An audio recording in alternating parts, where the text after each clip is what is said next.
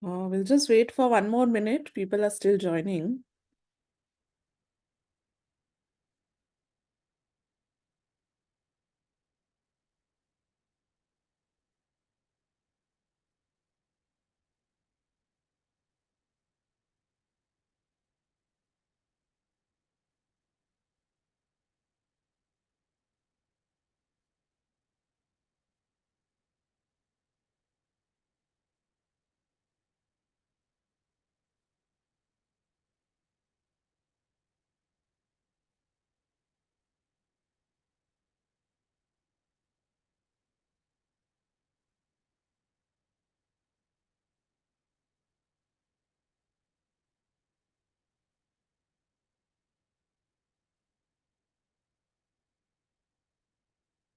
Okay, I think we'll start. Good evening, everyone, and welcome to one and all.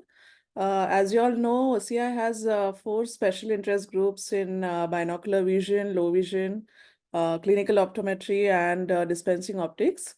So today we are having a second webinar in low vision specialty group.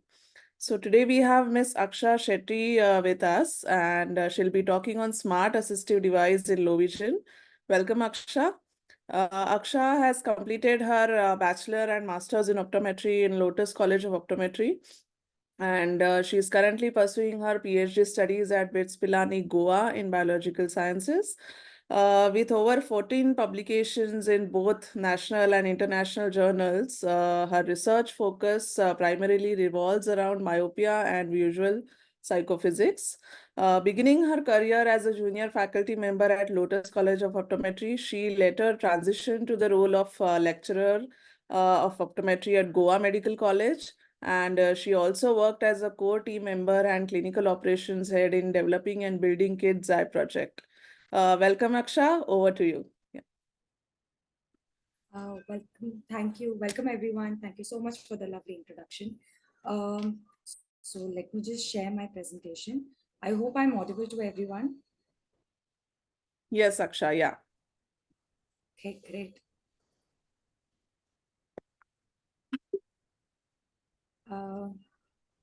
If you all have any doubt, please put it on the comments or the chat box for us to read. Thank you so much.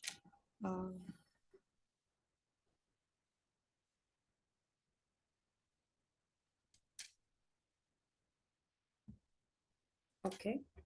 So I'll be talking about smart AI-based assistive tools for low vision. AI is something that we've been hearing a lot, especially after ChatGPT came into picture.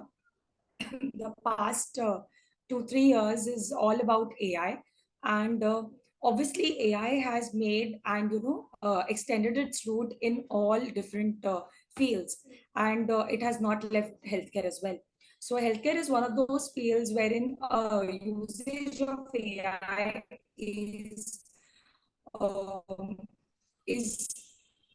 said to be organized.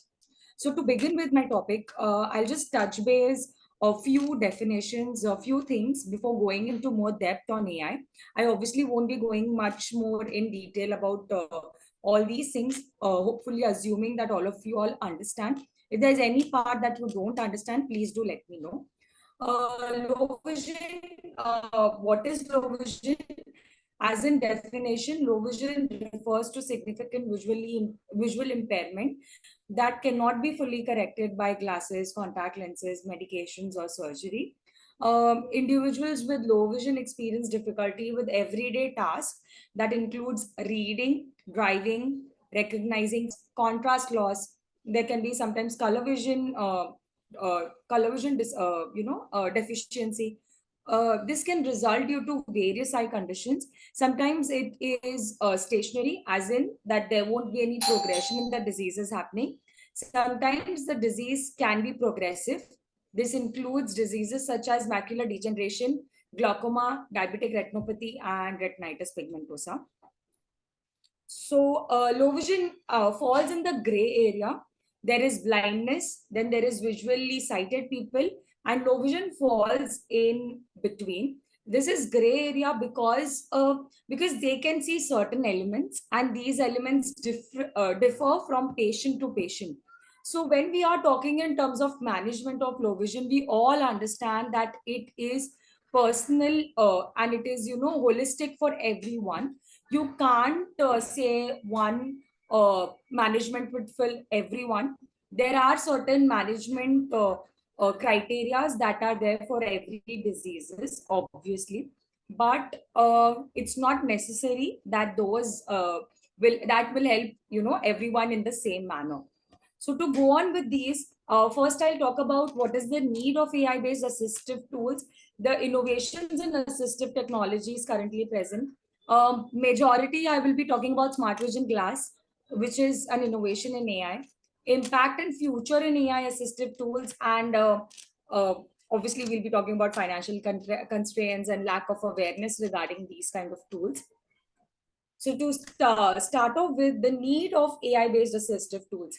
So these are the challenges that a patient with low vision or blindness face. We all understand and we all know what are the challenges that these patients face. Obviously, the challenges have now only grown and they have changed. So basically, when we talk 10 years ago, what was the scenario? The scenario was not this digital. 20 years ago, the scenario was not at all digital. There were, the work was mostly done on paper. The kind of technology that people used was different. 10 years ago, the kind of technology that people had access to is different. And at the moment, the kind of this is going to change. With power comes responsibility, but also comes challenges. So with increase in all these technologies, the kind of problem a person faces also differ. So for example, a person who comes to you or who came to you few years ago wouldn't complain about not being able to understand social media captions, or who had problems in reading posts. But recently I met with this kid who came in, she was 16-year-old. She came into my clinic, and one of her major complaints was to not being able to read the captions on the Instagram post. Now, for a lot of us, this may be a very small issue, but imagine, using social media and not being able to understand all of the information that's out there. So, access to information is one of the biggest challenge that low vision patients face. Now, digital accessibility is one of the additional challenges that have now been introduced, especially with so many things becoming digital. All our paperworks that were first done on site have now turned into a digital, digital work, like simple, basic application of a passport is now on digital website. So imagine being not being able to do it by yourself. Mobility and navigation has always been an issue. Social interaction is one thing where people with low vision or blindness face an issue. Basically, they are unable to read your face. So even if they are able to listen to what you say, they won't be able to understand or gauge your feelings by your expression. So when I'm talking to you, if I'm smiling, you would understand that what is my intention behind saying it. So that is something that these people have problems with. Employment opportunities, we all know that this is a problem. One of the biggest problems that even if they are employed, there are certain tasks that they have difficulty with. So a lot of employment has now opened up for sure, but then still a lot of visually impaired people find difficulty in navigating these jobs, because a lot of jobs have now become digital.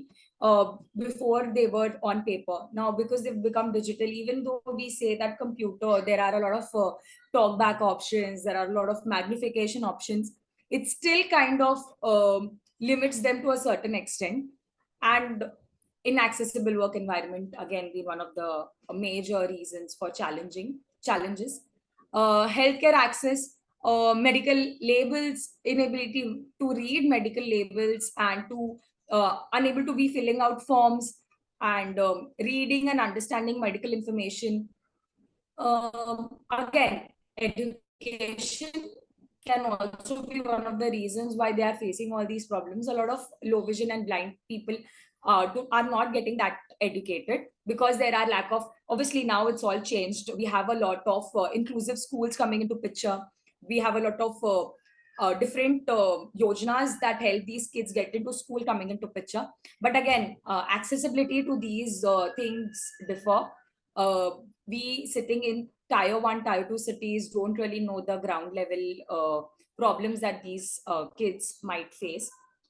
One of the major things that happen to people with visually impairment or visually impaired or blindness is obviously emotional and psychological effect that these people face because of the stigma, myths that surround these people, and kind of anything that makes them any form of disability obviously has a psychological impact.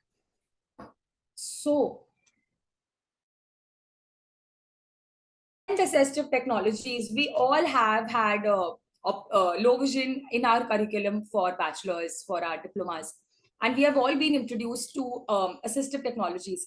So, traditional aids like your magnifier, your telescopes, these are your go-to aids when you are learning low vision aids and low vision modules. So, when we read or when we study all these things, traditional aids, again, canes, magnifiers are all available, but how accessible do they make your current lifestyle?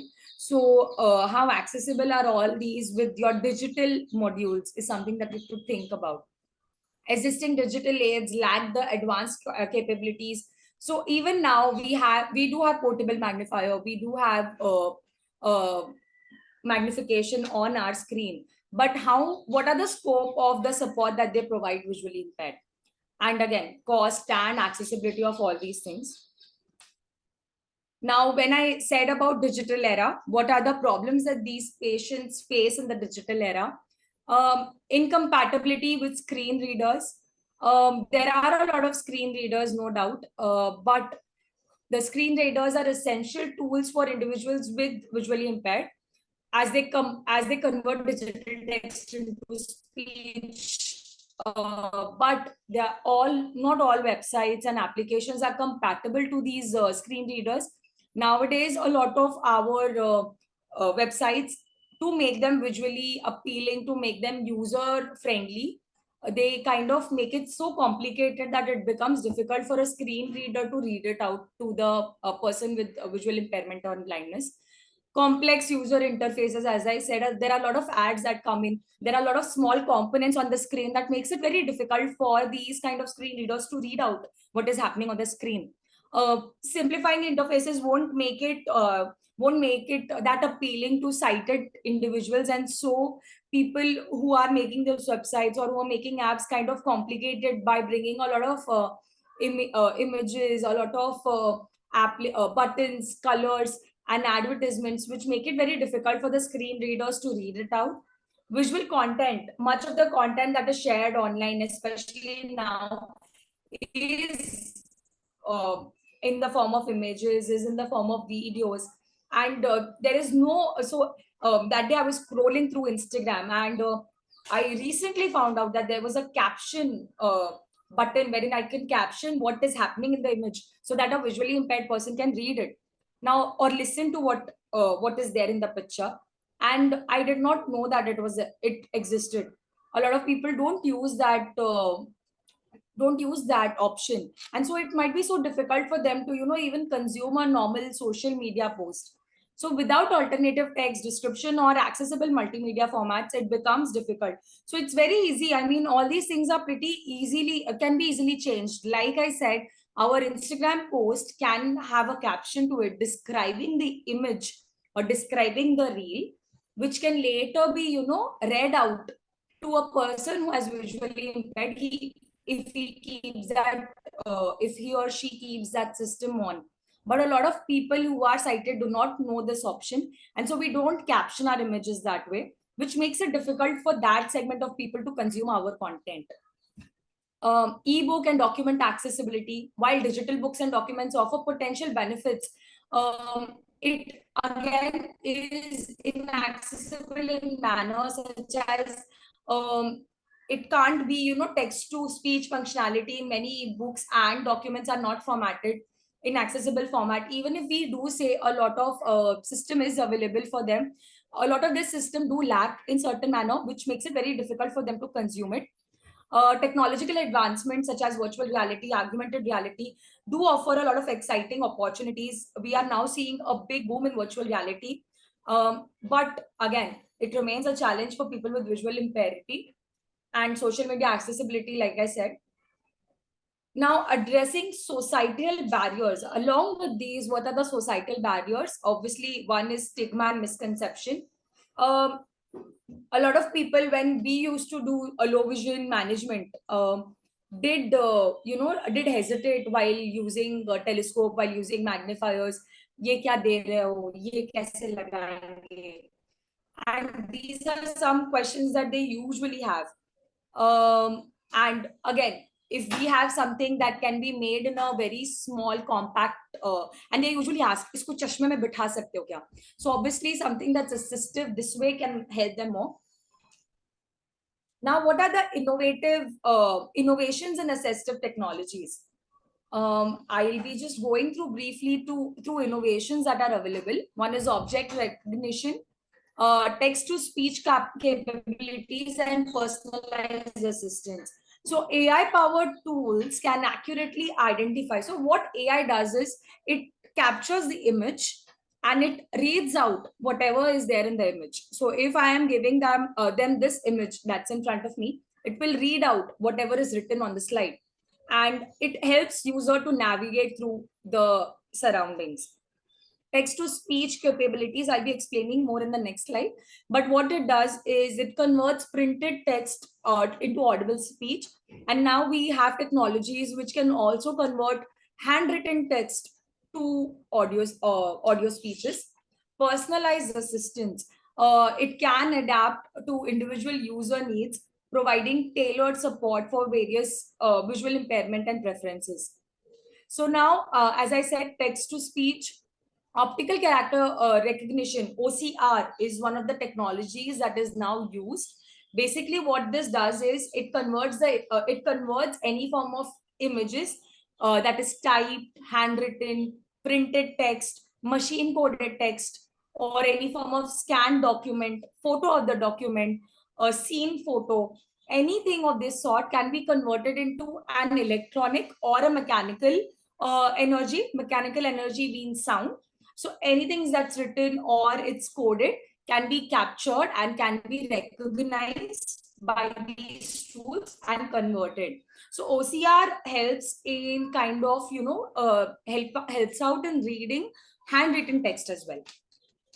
So AI powered visual recognition, as I said, object and text recognition, smartphone integrated. A lot of AI tools that are available now are smartphone integrated, which makes it less bulky, because a lot of work, a lot of software that is required by these tools can be taken care of by making these softwares on a phone based app.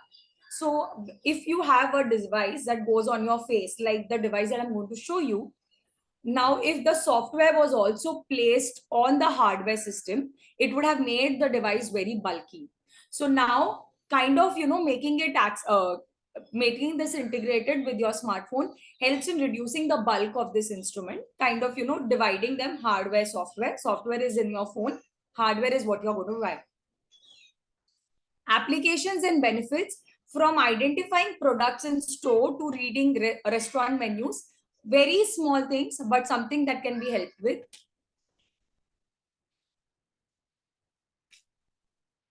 And enhance autonomy, safety, and convenience for visually impaired in diverse environments. Wearable navigation systems. Now, all smart AI-based devices that are available in the market or will be coming in the near future obviously have GPS-based navigations. Wearable devices equipped with GPS and audio feedback offer turn-by-turn navigation. They can also express what the location looks like. It describes the location, and proximity alert basically tells you how far the object is. This empowers the visually impaired to travel confidently. Obstacle detection, one of the major things. It tells you if there is any obstacle in front of you. Now there are different kind of systems that are used in tools, in devices, which is not AI based but sensory based, that can help you in obstacle detection. So so this instrument, I don't know if you all are in line with Shark Tank. This had come in Shark Tank. It is called Sarthi. It's by Torchic. So basically, this is a portable device wherein a cane goes through like this. Now, this device vibrates when there is any form of obstacle in front of you. So this is a sensory based device. Now, again, what it uses is, it uses sonar, that is sound. A small sound goes, and when it comes back, if there is an obstacle, it will obviously reflect back from the obstacle, and the device takes back that sound and kind of vibrates, alerting the low vision person that there is an obstacle in front of you. So there are a lot of systems like this that helps visually impaired to understand what is there in the surrounding, or if there is any kind of obstacle in the surrounding. User-centered design and feedback mechanisms, which help in these variable navigation. See, navigations, when we talk in terms of GPS, will help us go from one place to another. But with India being so chaotic, we can't expect our surrounding to be without any obstacle. So these technologies like sonar technology or LiDAR technology, that is light detection and reaction technology, these kind of technologies will help you in understanding if there's any obstacle in front of you. Now, a very interesting application that was developed in America called as Be My Eyes. So Be My Eyes, actually before, now it's gone AI. Before this, what it had was volunteers. So a sighted volunteer will help patients with low vision or blindness navigate through the world. So a person with low vision or blindness will be on this app, and they will have an option of clicking pictures. If they are finding difficulty in navigating the world, they'll click picture and they'll put it on the phone. Now the person who is visually sighted will help them by reading out whatever is there in front of them through voice call. So this was something that was there. Again, because now AI is developing and shortage of volunteers, sighted volunteers, and safety reasons, they have now shifted to AI. They are now, in their beta navigate for navigation rather than sighted volunteers. And this is one of the great example on how AI can help in constant reply. Now, innovations in assistive technologies, digital braille, tactile display, how educational materials can be made into tactile and converted into tactile feedback. We all saw a recent, again, one more Thinkable Annie, which is a edtech kind of a thing wherein educationally how to teach braille was taught. So all these feedbacks can help. Now, here to read is another text to speech kind of software. Now, this is Indian languages software available for Indian languages. Again, other things that can help our smart homes and IoT accessibility. Alexa being one of the greatest example. You can just tell Alexa what to do, and if your house is fully connected through Alexa, it will help out. So that's how innovation will help. Now coming down to smart vision glasses.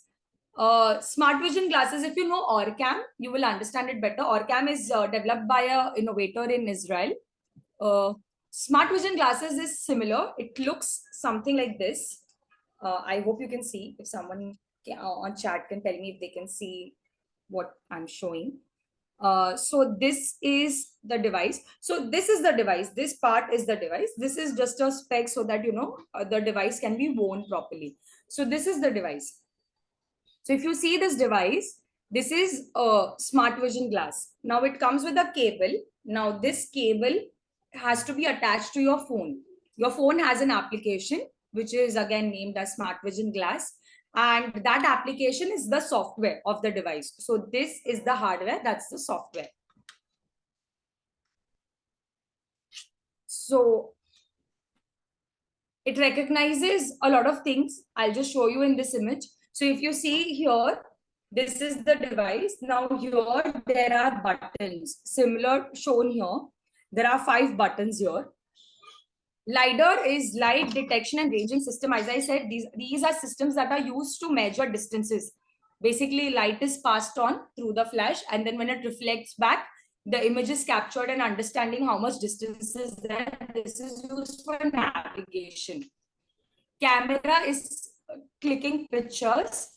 An AI module on your phone is reading out what is in the surrounding. So a constant photo is taken through this camera that is sent through this hardware, through the wire to your phone. Now your phone has the software which reads out what the image is of. So function keys here. The first one is things around you. So the first key here, there is a key here. And if you see here, there's a braille. So if you tap the first key, it will tell you things around you. Now things around you will basically tell you what is there around you. And if there is any obstacle in front of you, who is in front of you. If there's a female, it will say female aged 28 is in front of you. If there's a male, it will read out if there's a male. The second button is for reading.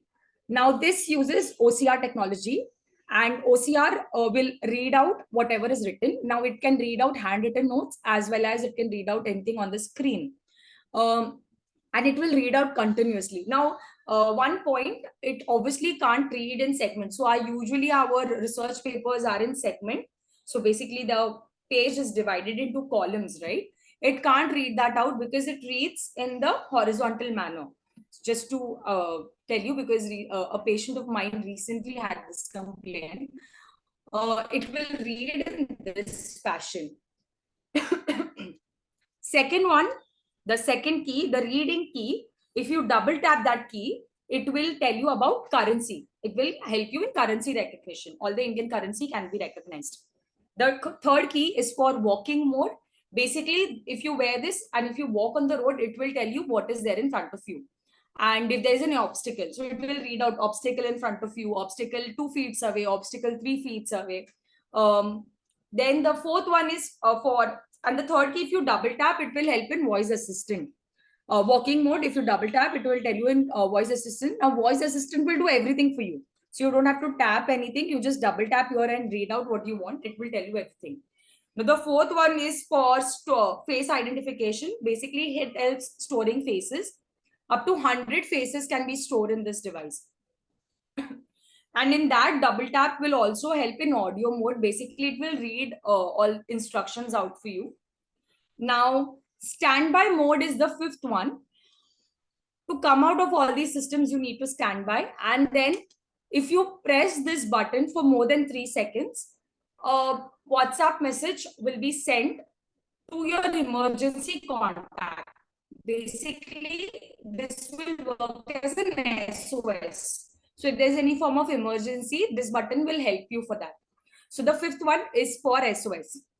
And all these buttons are braille coded. So if you see here, all these buttons are braille coded, which makes it easy for people to understand. So it is TRW. So that is what is written there. Sorry. Now, what will this help in? Real world applications, obviously education and learning is what one of the major fields in which smart vision glasses can help in, because it reads out information to you. A lot of smart vision glasses were distributed amongst the SBI managers, bank managers. It obviously helped more to make them more independent in their workplace integration. Independent living. such as basic activities like shopping, cooking can be done through this. It helps you with that. People usually ask, can they see through this? No. So this is the camera. This is basic glass. This is nothing. This is just for them to wear.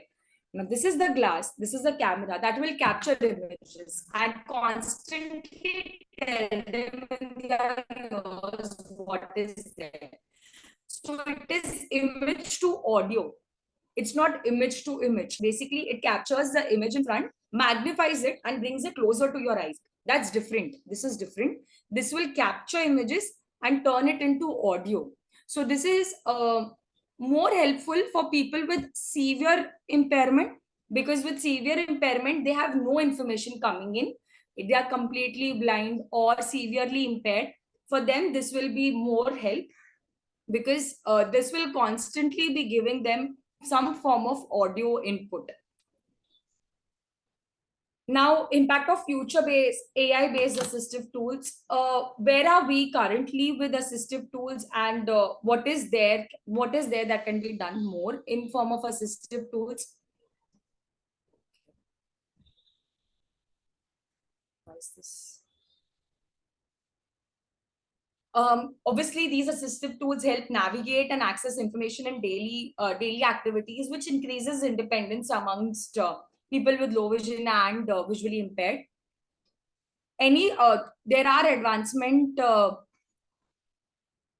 There are advancement in AI-based assistive tools contribute to continuously improving objects and recognition. Then obviously they promote more inclusivity. As I said, one of the most important, you know, application that people liked about this was face recognition.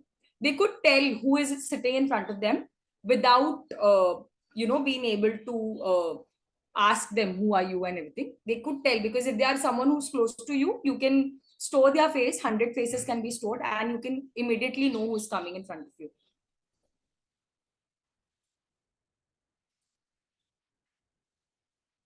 Okay, there's a question here.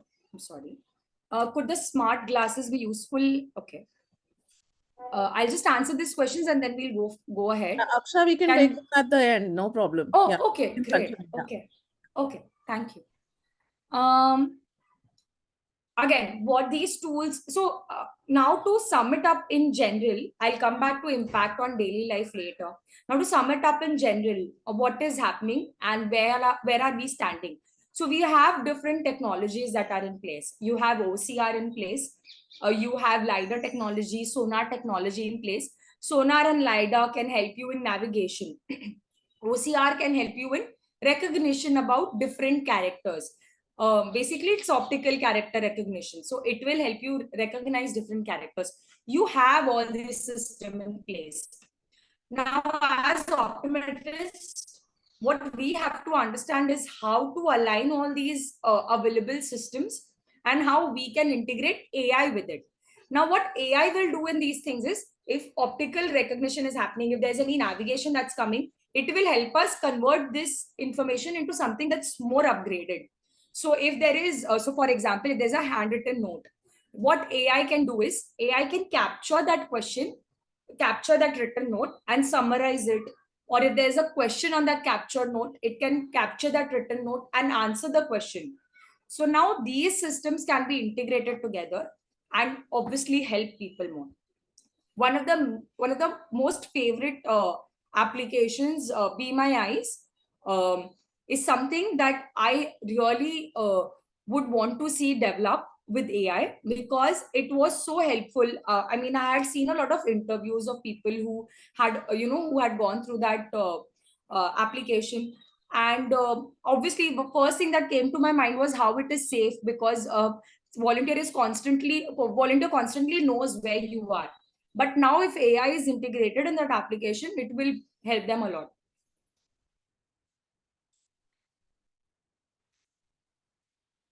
Now, so health and wellness management, how will these AI for anyone who's visually impaired help? It will obviously help them promote learning tools. There are different tools that are coming into place for visually impaired people with integration of AI. Employment opportunities. There are so many things that now they can do with AI based tools. Entrepreneurship and innovation for people like us. We know that there are systems in place. There are tools in place. We now have to identify where the gap lies and kind of bring it together to make a system that will be helpful for a visually impaired person. Accessible entertainment, one of the biggest things that we kind of neglect when we are dealing with low vision patients, because we think that it is secondary, but for us it has to be something that we help them with. Community accessibility, cultural representation, something that's very important for people with visually impaired, because they are already in a place where they are not psychologically happy with their condition. Health and wellness management. A lot of these tools nowadays do answer questions like, what is this medicine for? So if you type in the name of the medicine, it will help you, what is this for? Imagine that being integrated with some form of visual tool. So a person, if he is using, for example, the smart vision glass, now it's not obviously gone to it has not been involved in this at a more higher level, where not only the image of the medicine is captured, but also the use and how to use the medication is also being answered through AI. Financial constraints and lack of awareness is one of the major things in every form of tools we've seen over the year. Limited access to assistive technology. I would say this is kind of bridging up, because a lot of people now have access to smartphones. Smartphones are the base of all your AI-based tools. So if you have access to smartphones, you are sorted at that point. So obviously, I believe lack of access is now not the question, but how we utilize phones to bring this assistive tools to our patient is what we have to understand and ask. Policy development for visually challenged regarding assistive technology is very important, and initiatives by government so that these kind of technologies can be built, can be developed is again important. And collective efforts regarding how these resources reach right patient is something that we can do as a community. If we know acha, this technology is available, if we share it with each other on platforms like this, obviously you will understand it more. So recommendations and collective efforts is required. Research and development in these fields are required, especially with AI coming into picture. This is going to boom this industry more, especially healthcare. So we all have to understand how this will impact our low vision management. Our low vision management has already changed. Few years back, I used to prescribe magnifiers. Now, majority of my work is somewhat done with phone magnification, with talkback options, because people don't write. I mean, even students nowadays have PDFs. They don't really go back to write on their notebooks. They have PDFs, they have presentations, access to laptop and computers. So it makes it more easier for us to solve that problem for them.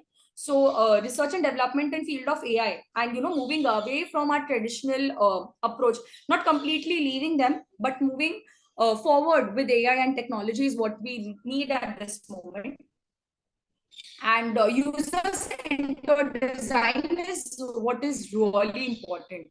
A lot we as sighted individuals sometimes do not really understand the difficulties that a person with visual impairment or blindness is going through. It is very important that you take feedback. A feedback mechanism is placed in important picture. We do say a lot of devices are developed, but see, again, as I said, column problem that was happening with the reading, the columns were not being read. Now, as a sighted person, we thought, acha, reading ke liye we've made this is done. But what about columns? What about research papers? All our research papers are in column format. It makes it very difficult for people to read it.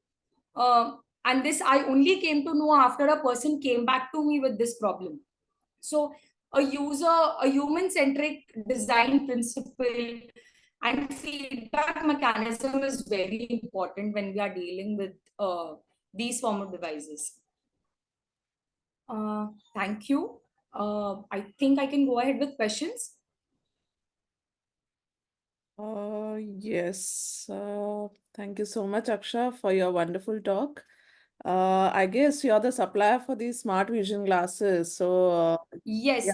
yes. So, as an optometrist, what could be your strategy to increase the awareness of these, these kind of assistive aids? Because you mentioned in the challenges that lack of awareness is a major challenge. So, what could be the one of the strategies to increase this awareness? Yes. So with smart vision glass, one of the major things that we as organizations have been doing is talking to doctors and talking to healthcare professionals around in our region, the region that we supply at. Again, it's very important. See, me talking online is different from having a physical demonstration done at your place. So yes, that is one of the biggest thing that we've been doing. That is talking to people, showing them the device. Once you see the device, you will understand it in more depth. See, these devices again come with their own challenges. That no device is going to be perfect. Once you understand and you see the device, you will understand, acha, this will fit this category of patient. So yeah, we do one of the things that we are doing is talking to healthcare professionals and talking to ophthalmologists, like the session like this. So now you people who have attended this session know about smart vision glass. Right, yeah. We'll take the questions from the participants. Yes. Okay, the first question is how can how can these AI assistive devices be helpful in patients who have learning disabilities? Oh, great. So, with learning disability, see what these AI-based assistive tools, especially in low vision, I would say, which are used for vision, are not really helpful for learning disability. It will read out the image to them. It will read out what is happening in front of them. What will help is if these devices come in with some form of assistance in terms of understanding what is there. So, for example, if there is a question on the board, with this device, I can read the question. The question will be read out to me in my ears. Now, if an AI is integrated in a higher level in this device, the question will not only be read out, a solution will also be read out to me through AI. जैसे अपना chat GPT अभी चल रहा है, basically chat GPT में you type in question and it reads out answers to you, right? So again, AI assistive tools can help learning disabilities in that manner.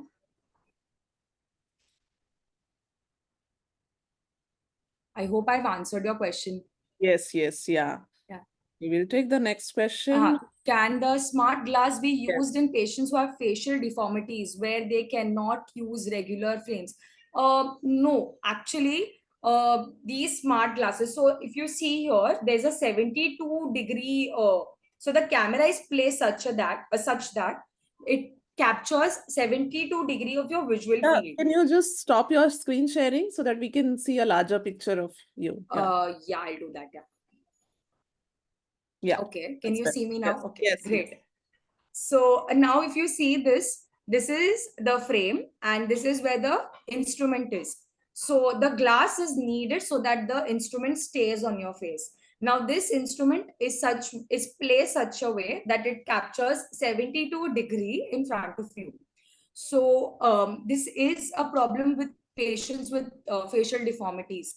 You have to place it on the face so that image is captured in front of you. So there's no other way. I mean, I've not thought of another way. Probably it can be put on a headband. So this is just a carrier. The machine is held through screws here. So probably we can think of something innovative, but as of now, this is how it is used. Okay. I'll Next take question in the is, next. could the smart glasses be useful in patients who have Parkinson's, who have issues with stability? Yeah. Great. See, as I said, this device goes on the face. So there's no way the person is holding this device. Now, this device is connected through this wire to a phone. So your smartphone it connects like this to the smartphone. Now, this goes in your pocket. So there is no holding like your telescope or magnifier. There's no holding happening here. So it makes it easier for them to, use this device because there's no holding anywhere. So this goes in the pocket, the smartphone, and the this device is on your face. So yeah. Right. Lovely. Yeah. Okay. Okay. Under the option things around you, would the glasses identify two different objects? If they are placed Uh, in the same proximity. Yeah. Yes. So it does tell you in general the object. So for example, if I'm taking a picture of in front of me, so it will tell me there's a laptop in front of you and there's a box because I have this box here. So there's a box and there's a laptop. Really small things it will try and ignore so that it does not confuse the patient. So the too many information again will confuse the patient, so it won't tell you really small things. It will tell you bigger picture. So it will tell me this laptop is in front of you, there's a box next to the laptop. So it will tell me these kind of feedback. It won't give me really, so I have this Yeah. box next to me. It won't give me really small things, so it will give me bigger picture. Right. Okay. Uh, okay. Output language options in OrCam. In OrCam, the output language, I believe it's in. So, if you're asking me what kind of languages OrCam has international languages, English and some other languages which are foreign.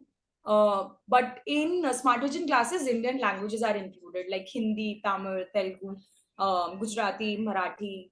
So these languages are there in Hindi, in Smart Vision classes. Sorry. Okay.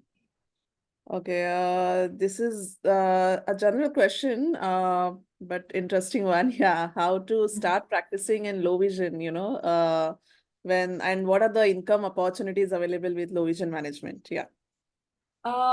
See, if I would be very honest with you, and let me, I mean, who is asking this question? I'll be very honest with you, Roshan. If you are wanting to start with low vision, I would say that start off as practicing it part time. Try and build your community, and later on probably practice it more.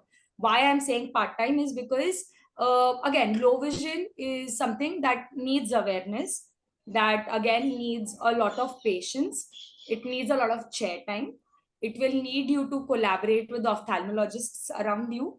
So you need to make a lot of connections before you start practicing it full time.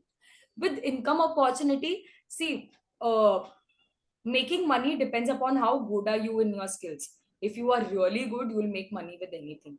So income opportunities is good if you are looking at a lot of patients. Again, how much you charge, what is your chair time will depend upon area you live in, and what kind of devices are available with you. If you are showing good amount of devices to the patient, chances are that you will be paid well.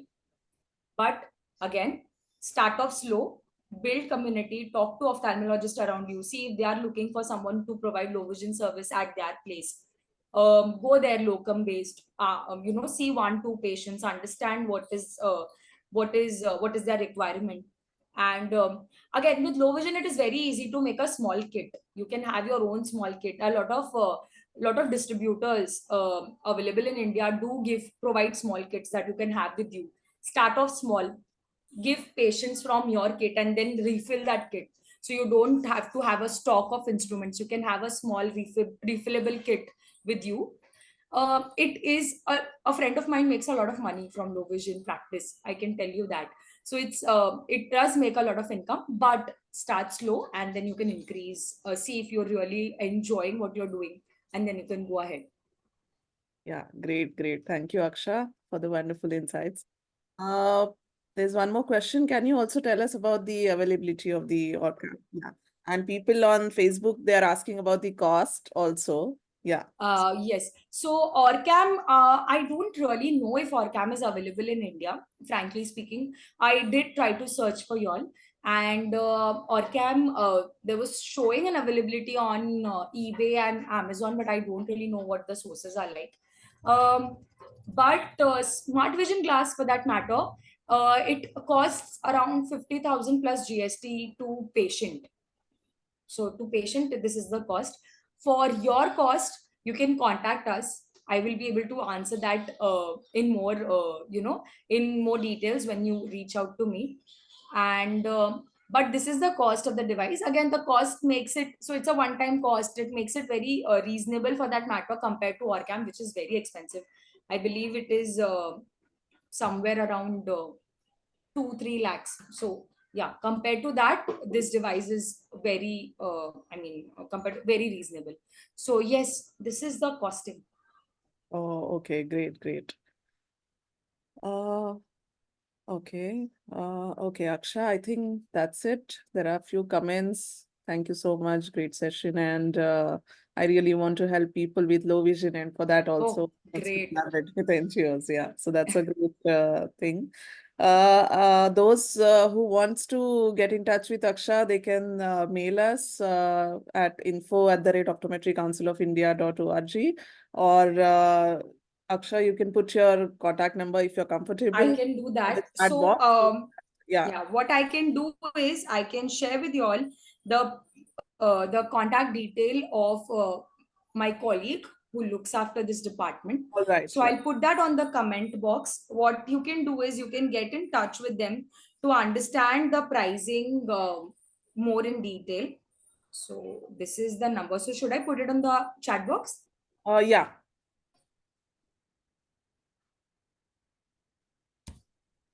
Let me just check the number at 77.